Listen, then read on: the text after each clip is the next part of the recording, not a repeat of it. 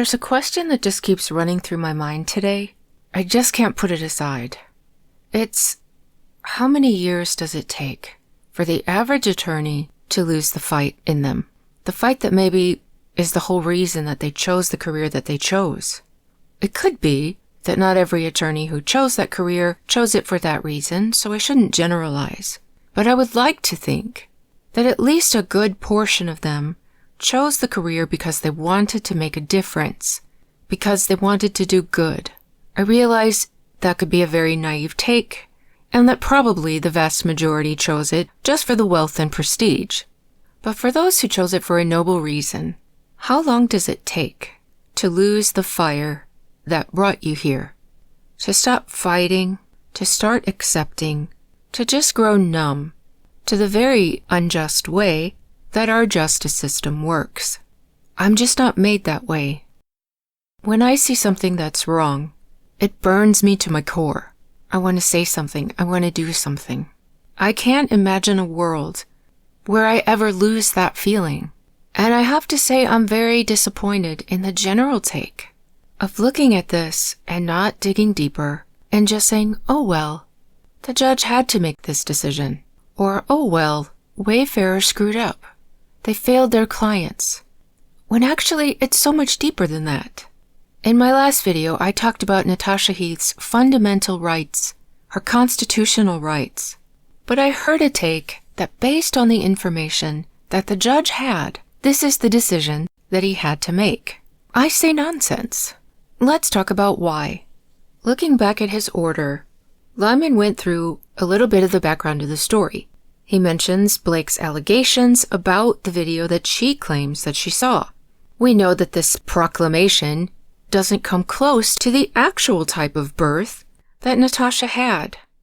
Even if you look at the context, it says the reason that he showed her this video was at the director's request because it was the director's vision for the scene. If we think about the movie, there wasn't that long of a birth scene. There was nothing special about the actual birth scene.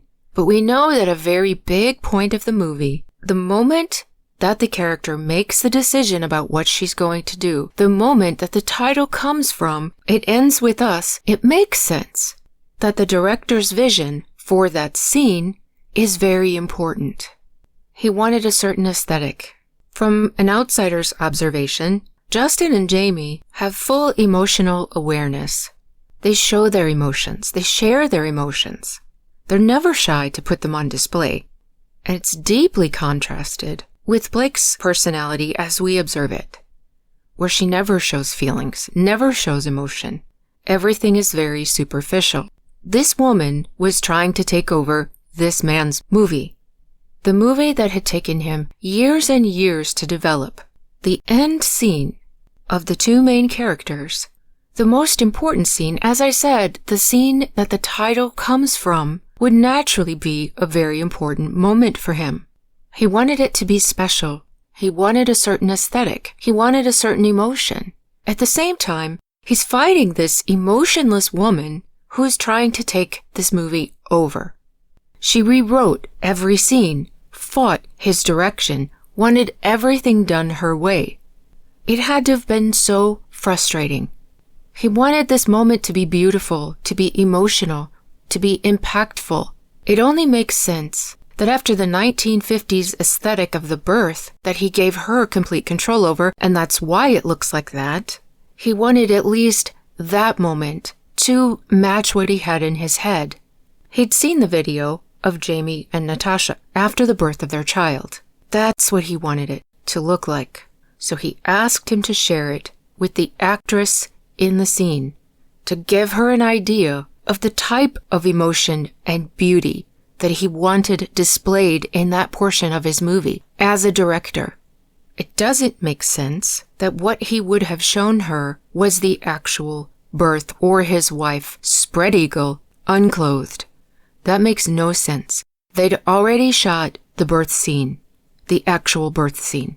What they had to shoot next was that important scene that I'm talking about, where they're holding the baby.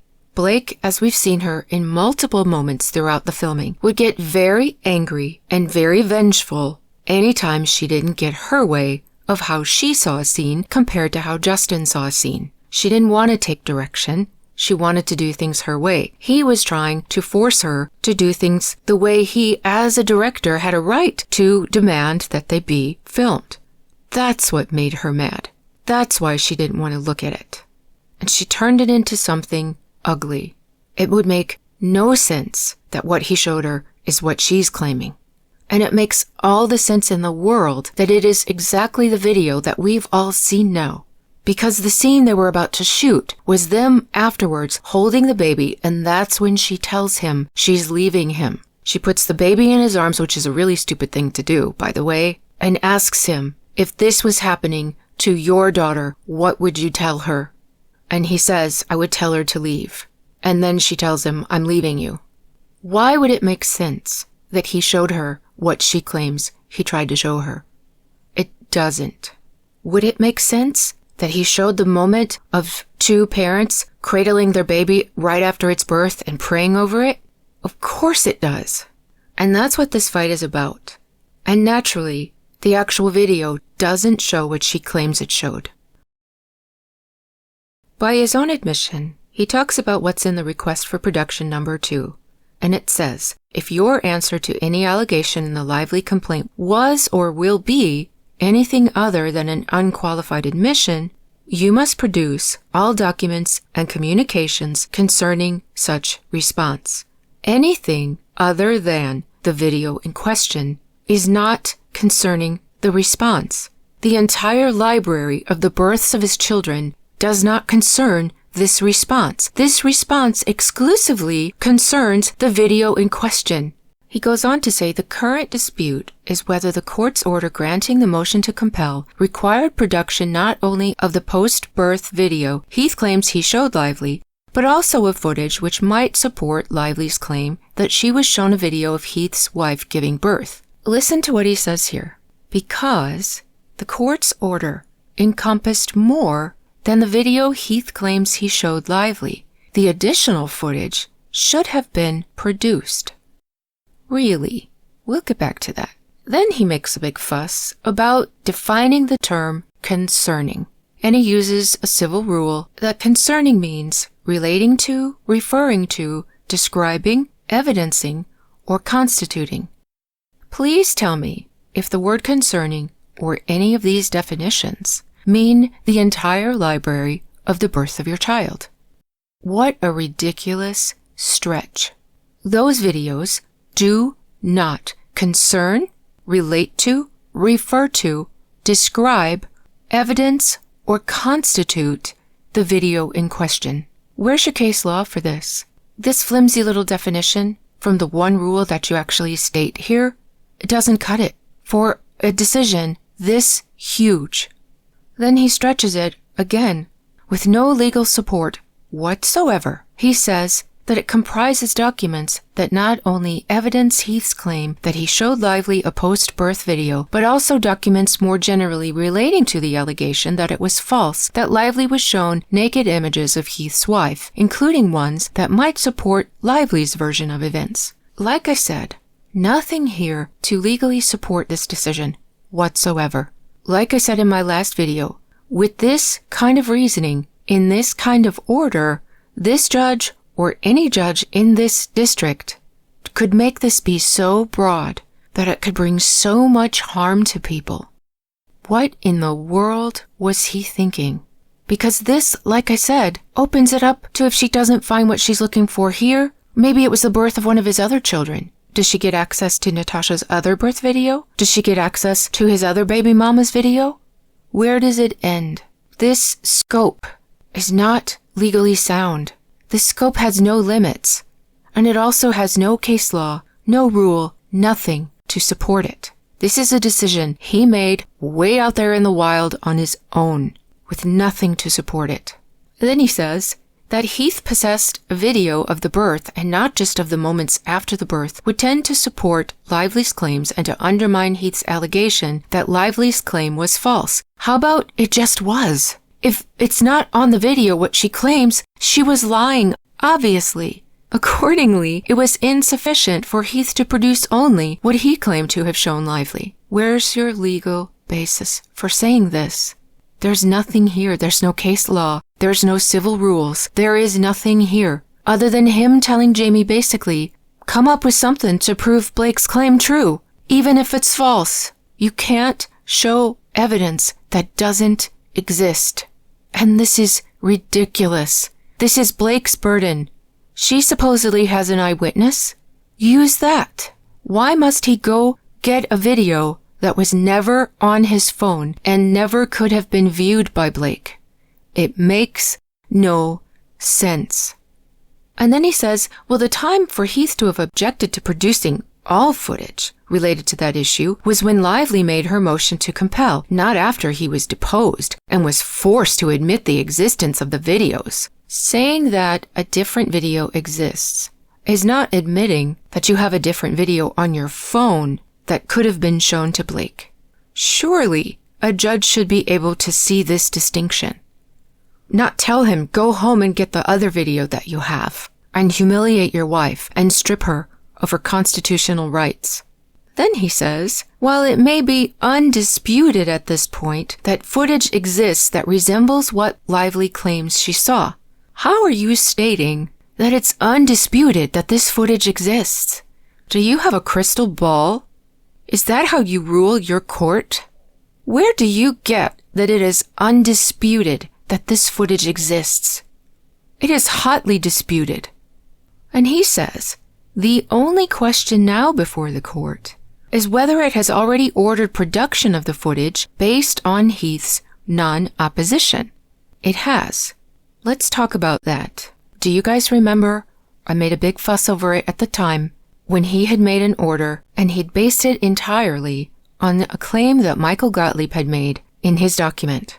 But as it turned out, the Wayfarer team said, wait a minute. We said we represented him. And they had documented proof that they represented Jed Wallace. When I went through and I showed you the documents where it stated, not only that, I went to the hearing transcript that Liman had presided over himself. And in that hearing, it was said that Friedman's law firm represented Jed Wallace.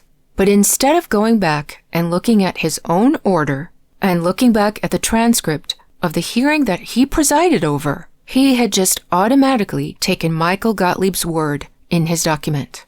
And it turned out that Michael wasn't telling the truth. And so the judge, what did he have to do? He had to reverse and put out a new order. You'd think that that mistake and that embarrassment would have taught him something, but it didn't, because that's exactly what he's done in this case. Instead of looking back at the order that he himself wrote, he believed Blake's attorneys over Jamey, basically calling Jamey a liar. Why? Is it because the Lively law firm looks like you, Lewis? Is it easier for you to believe that they're the ones telling the truth than it is for you to believe Jamey? And so you don't even question it? You don't even go back and look to see what you said in these orders that you're referring to here? Because I notice in your order, you don't mention this docket number. You don't quote from this order. You only quote from what Lively's team presented to you. This is document 555, filed on August the 5th, 2025. This is Blake Lively's omnibus motion to compel. In here, she says to the court that Jamey failed to produce other documents that are plainly in his possession. Now, we remember this omnibus motion because it was huge. It was a huge dump at a very strategic moment. In amongst these documents that she's claiming that he failed to produce, what does she say? She says Heath showed Miss Lively and her assistant a video of his wife giving birth. Yet, what? That video, responsive to Heath, request for production numbers 2 and 108, was not produced. What does that sentence mean to you? What is she asking the court to compel from Jamey? That video was not produced. She didn't say those videos were not produced.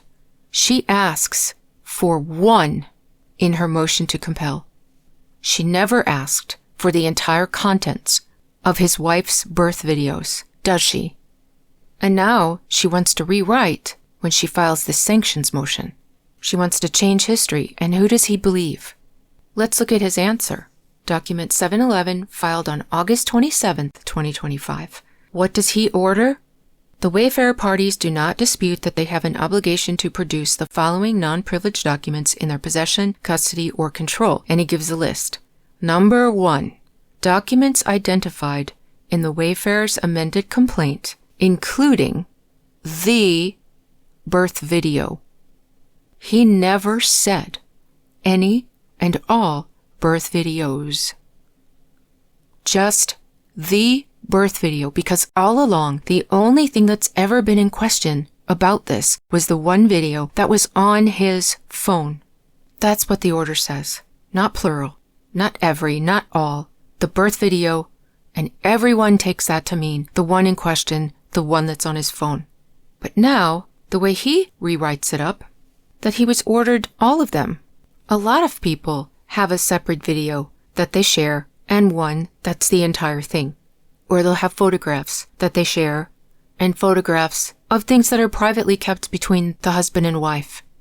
In no way, shape, or form, if you are ordered to produce the video that's in question, should you sit there and think, maybe I should bring all of them that were never on my phone, that violate my wife's rights. He's framing this in a way to purposefully give this to Blake. Nothing in her motion to compel or in his order where he granted certain things in her motion to compel did it ever order him to produce anything more than that one video that was in question. But he says here, whether it has already ordered production of the footage based on Heath's non-opposition, it has. Where? Where has it? Show me where it was. Why don't you have the docket number listed here and the date? You can't just say it has. He denies the request, says it again, but also any that might have supported Lively's. How do you support a liar's claim? He's given the court the video in question. It's just proof that she lied. He can't make Blake not be a liar. And so I scratched out his title on this order. Instead of United States District Judge, it says Louis J. Liman, President of the Blake Lively Fan Club. Because this is so laughably ridiculous. So all of these excuses being made for this man as if this was the only decision he could have made, because this was all that he had before him. Putting in this line, you must produce all documents and communications concerning such response, and stretching it to be something that couldn't possibly have been the video in question, just to please Blake Lively, is too much. Because never, in the claim or the order, did it ask for anything beyond the one singular video in question. And now they're rewriting history. If this motion to compel and or this order ask for every video out there related to the birth of your child, and then he didn't oppose it, I could understand this. But what was he supposed to oppose, if not what's put forth in these two documents? Never would he have thought, or would any of us have thought, that it meant the entire library, including your wife's personal video of her private labor. No one would have thought it meant that, or he would have opposed it. And it's ridiculous to act like it was some huge mistake that they somehow missed when it was never compelled, it was never ordered. It was never discussed because there's no reason to discuss it. It was never on his phone. It was impossible for Blake to have seen it. It shouldn't be allowed to be compelled. It wasn't compelled. It wasn't ordered. One video was compelled. One video was ordered. These gymnastics have to stop. There are cases that limit the scope of what discovery can request. There is Texas case law in re Weekly Homes LP. I understand this is Texas, but it is persuasive authority that has often been cited in the Second Circuit. I found multiple times this case was cited within the Second Circuit. It's a famous case, gets cited everywhere. It says that many cases have found that the mere fact that electronic documents exist somewhere does not entitle a requesting party to search every possible location. This case started in state court, went to the Court of Appeals, and ultimately the Texas Supreme Court. Here are some of its findings. It says, to the extent possible, courts should be mindful of protecting sensitive information. Under Federal Rule of Civil Procedure 26B 2B, a trial court may order production of information that is not reasonably available only if the requesting party shows good cause. What in her documents showed good cause? All she said was, in his deposition, we found there's another video. He explained all about that other video. That's not showing good cause to this court. In determining whether the requesting party has demonstrated good cause, the court must consider, among other factors, this is where he failed to do his job. There was a balancing he was supposed to have done, and he didn't. He simply granted Blake's wish like he's her custom-made genie. One of the things they're supposed to consider is this: the burden of the proposed discovery outweighs its likely benefit. I contend that there's not a court in this country, besides of his, that would make the assumption that the burden on Natasha Heath is of less value than the benefit to Blake. It quotes multiple cases that talk about prohibitions against fishing expeditions. This is not exclusive to Texas. As we see here, this is multiple states, multiple circuits. A court may not give the expert carte blanche authorization to sort through the responding party's electronic storage device, which is exactly where he said that video is. Instead, courts are advised to impose reasonable limits on production. And what does it say here? Courts must also address privilege, privacy, and confidentiality concerns. As an option, even if the requesting party makes this threshold showing, courts should not permit the requesting party itself to access the opponent's storage device. Rather, only a qualified expert should be afforded such access. So I say, as an option, if this video must be accessed, do not hand this over to Blake. Do not hand this over to Blake's counsel. Do not hand this over to the court. Have Blake describe in detail what she thinks she saw as she glanced for 1 second at this little phone, and have a medical malpractice nurse or OBGYN. Those people exist. I know some of them. They're medical professionals that look through cases for attorneys to help determine medical malpractice. Have someone in this professional capacity to watch the video and look for the scene as described by Blake. Do not hand this video over in its entirety to Blake, or, as I said, any of the people involved.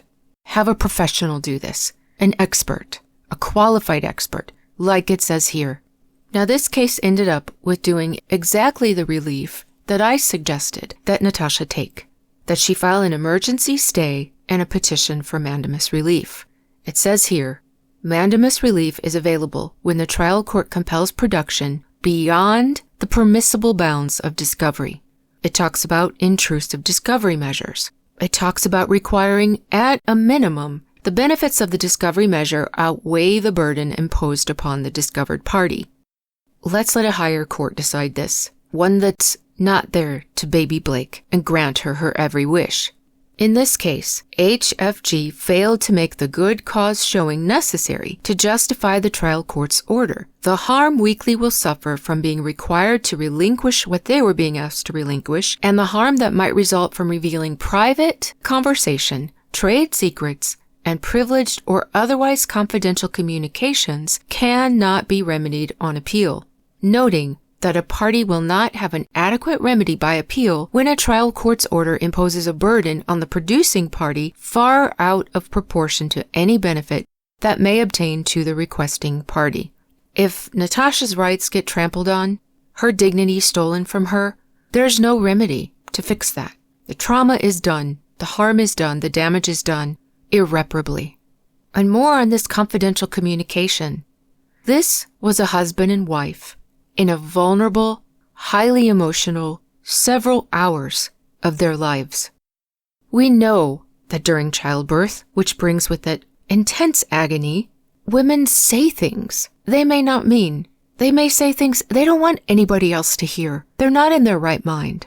We don't know what kind of private things were said between these two during that time that they don't want the world to hear. Not just the world, but these people in this law firm.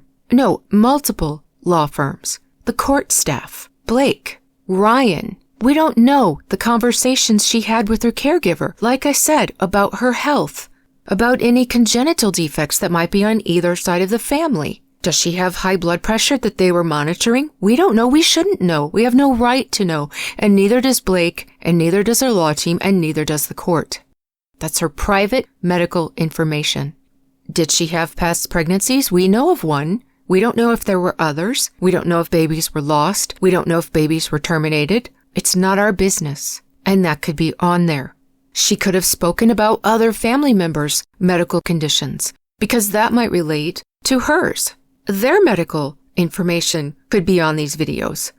We simply don't know what conversations were had, what are on those hours and hours of labor. And for him to just write it off like it's okay is breathtakingly shocking. He's taken much smaller issues and held them in an in-camera review, or held a hearing over it. He could have at least held a hearing to discuss this and allowed Natasha to be represented in that hearing so that she could defend herself and her body autonomy. The way he carelessly made this ruling with absolutely no authority or case law or rules stated is shocking. And to me, it proves a bad motive. This man is so careful about decisions that he makes, historically. He tells us exactly the process that he went through to come to the conclusion. He expects so much of them when they're trying to prove their case. But in this kind of decision, he provides nothing? What's going on here exactly? We have every reason to feel a certain kind of way about this. It's odd and it's wrong, in my opinion. You don't make decisions that affect people in this manner and not show your work, not show what you balanced like you were required to do in your job. You don't not put in there the case law or the rules that led you to this decision, and I will die on that hill. Here's a case out of California, another discovery dispute. The plaintiff said that it was overbroad and invaded their privacy rights. It asked for multiple things, including their web browsing history, cookies, and the actual phones. Just like Blake, the defendant here argued that the plaintiff's mobile devices are at the very heart of this case. Just like he's saying, it's at the very heart of her accusation against Jamey.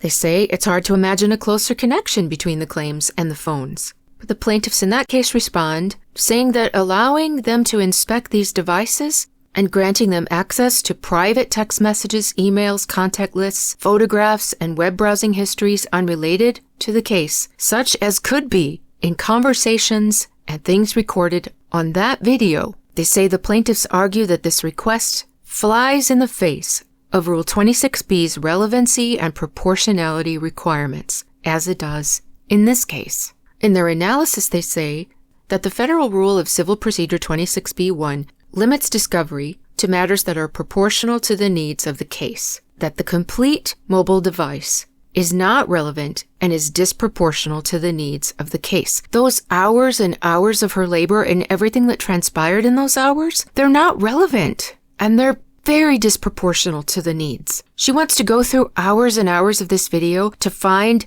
the 1 second she glanced at the phone when this video was never even on his phone and therefore not even relevant.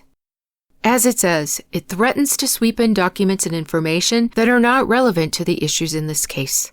These are the kind of decisions that a competent judge makes. It quoted a case in Illinois in the city of Chicago that said, denying requests to forensically examine plaintiffs' personal cell phones and holding that the forensic examination is not proportional to the needs of the case because any benefit the data may provide is outweighed by plaintiffs' significant privacy and confidentiality interests. These are the kinds of cases that he should have used when he was trying to balance this decision, but he didn't.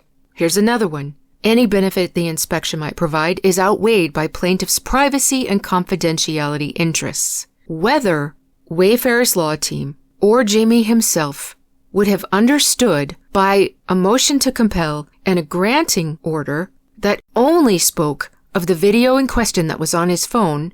Whether they would have imagined that it went beyond that is irrelevant to the fact that he is supposed to balance these things before he makes this kind of order, especially when dealing with a non-party. It goes on arguing that courts should consider privacy burdens in evaluating proportionality under Rule 26b(1), and it cites a case that was granted a writ of mandamus. It says issuing writ of mandamus to set aside orders for forensic imaging of state-owned and privately owned employee computers because, among other things, the district court's compelled forensic imaging orders here fail to account properly for the significant privacy and confidentiality concerns present in this case. And look what they say, holding that Rule 26 allows courts to limit discovery on account of burden, including where the burden is not measured in the time or expense required to respond to requested discovery, but lies instead in what? The adverse consequences of the disclosure of sensitive, albeit unprivileged material, and that courts should consider the burdens imposed on the responding party's privacy and other interests. This is what a fellow judge in his circuit determined. Goes on, the turns request for the plaintiffs to allow it to directly inspect their mobile devices or produce complete forensic images of their devices, and for the plaintiffs to produce their complete browsing history and cookies, is denied for the reasons we just read. There's another case in the Southern District of New York, Fisher v. Forrest. It's often cited for its discussions on discovery. It states that speculation and conjecture are insufficient bases for intrusive discovery. And that's all this is speculation and conjecture. Maybe, there might be, what Blake thinks she saw when she glanced at a phone for a second, almost 3 years ago. Blake has zero proof that what she thinks she saw in that second will be found in that very personal and private video. All she has is speculation, and yet he ruled this way. There is no evaluation based on the standards set forth in federal rules and established binding authority from the U.S. Supreme Court, the Second Circuit U.S. Court of Appeals, persuasive authority, or local authority that would come to the conclusion that the harm caused to Natasha is less than the benefit to Blake. As I've said, what's here in these cases we just looked at that's missing in Liman's order? Endless citings of case law and balancing tests. He is required to do these, and he did not, in this demand to strip this woman of her rights. And it leaves us speculating as to what his reasons are for doing this. And all that I can come up with is that he's jumping through hoops to make sure that Blake wins.